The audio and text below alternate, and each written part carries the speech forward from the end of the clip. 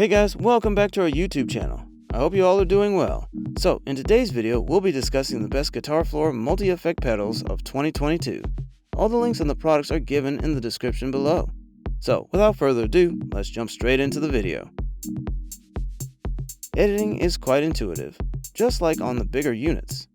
Lightly tapping a foot switch activates the patch's edit menu, where patch and parameter switching is accomplished with a large rotator and left-right buttons. With a few menu clicks, the user may access more complicated capabilities, like modifying signal flow, which makes it simple to create your own banks. We discovered that after we assigned a custom bank and signal chain, we didn't need to switch banks very frequently. Understanding how the big user bank capacity might be helpful for function or cover band work is simple. The same excellent sound effects from the flagship devices are present and accurate, along with several new products created in the interim. Line 6 has added some new, out-there sounds to the HX, perhaps in response to those pedal nerds with boutique pedals with distinct sounds that we like in our chain. There are still all the typical courses: tape echoes, sweep echoes, reverse delays, and filters. Still, there are also more unusual sounds, like the stunning particle verb, which is probably a nod to the Red Panda particle granular delay and reverb. More than 150 different effects types are there, in addition to the 23 amp models, and you may use up to 15 assignable blocks to construct your own sounds and save them to any of the 200 available preset spaces. A looper is also functional, delivering 19 seconds in stereo and 38 seconds in mono. More choices are available on the unit's back, including the ability to operate it in mono or stereo, attach headphones, use MIDI and Bluetooth, integrate a pedal board via a pair of SIN return ports, and connect an external expression pedal or two external foot switches. The latter will require an adapter, but it will let you stream audio and manipulate noises. There is also a USB connection for editing with the Boss Tone Studio software or home recording to your computer. The GX100 is a stylish floor unit with clean lines and a splash of color. Naturally, you'll want to look after it well, but it's made to be sturdy. Its metal enclosure appears to be capable of taking a lot of abuse. With a weight of under 8 pounds, it is also transportable. It is a beast in terms of size. Boss's newest design is sleek and contemporary, and appears durable enough to survive a fall down a flight of stairs. The standard selection of inputs and outputs are located in the back, along with a USB recording out and an input of an additional expression pedal. There are jacks for either one stereo external pedal or two mono external pedals. There is also a clever SIN that enables changing amp channels. When the device first turns on, an introductory screen appears. Using the page buttons, you can switch it to only display the patch name, all the foot switch's operations, or the signal chain for the currently selected patch. However, it isn't the most natural to edit with. We had to consult the manual, a first for the current generation of modelers, to figure out how to begin altering the blocks. The GT1000 treats a bank as a collection of wholly isolated chains, as opposed to other units that use the model of a signal chain, in which you hang every effect in a bank. This means that when you switch between patches in a bank, you're not just turning off a tube screamer, but are switching to an entirely different signal chain that doesn't contain a gain block. Although this is a well-known conceptual pattern in more expensive equipment and older rack-style signal processing, it is less user-friendly than recent advances in user interface design.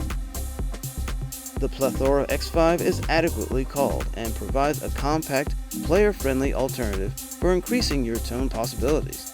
It's perfect for gigging musicians, and the Plethora can even serve as an emergency setup. The good news is that firmware updates will add more features as time passes. These are typically programmable, allowing you to set your preferred sounds to patches and have a stage-ready platform at your disposal.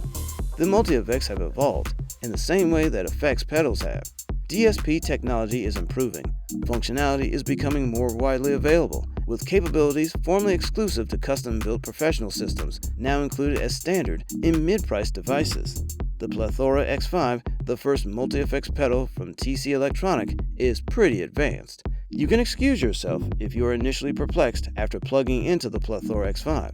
Instead of running from right to left, as most of us usually do with our pedal boards, the foot switches and effects run from left to right.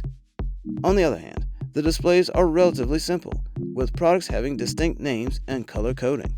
The Plethora X5 is easy to use once you get acclimated to the left to the right direction.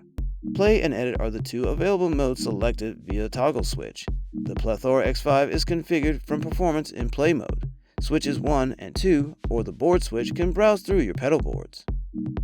A formidable rival to Line 6 and Boss, Mooer's GE300 is a slightly more inexpensive approach to high-end multi-FX. There is a variety of vintage amp sounds, including Fender, Marshall, and contemporary US-style amps, which are actually rather impressive. Similar to the built-in cab IRs, there wasn't anything to complain about when using headphones, and the ability to install external ones makes it simple to replace any subpar presets. There are also many excellent effects, as you might anticipate, although it seems like Boss and Line 6 have an advantage in terms of patch quality and range. The GE300 represents a significant improvement in the end. In typical Mooer fashion, it looks the part, is indestructible, and is also more reasonably priced and smaller than its primary rivals. The GE300 makes a solid case to take the firms very seriously. Whether it succeeds will likely depend more on whether guitarists can lose the perception of Mooer as a bargain brand. 4 cursor keys can be used to add or delete effects, while 3 push-button knobs are used to change the parameters displayed on the screen. Up to 6 links can be chained together and saved as one of 50 patches. You can use the foot switch to scroll through them by associating a patch with each letter of the alphabet. Overall, the effects are superb, and the reverbs stand out. Soundscapes will adore the modulation in Space Hole and the distorted reverberations in Particle. The enormous variety of delays, from analog voice classics to more avant-garde settings like trigger hold delay, which samples your instrument, also serves as inspiration. The choice is staggering, even though the tones aren't as chewy as a decent analog chorus. Choruses range from the pure mirage to the warbly clone.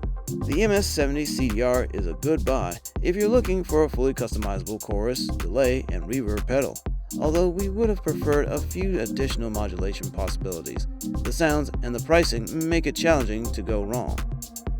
So that's all for today's video, guys. I hope you enjoyed it. If you did, please hit that like button, share, and subscribe to our channel.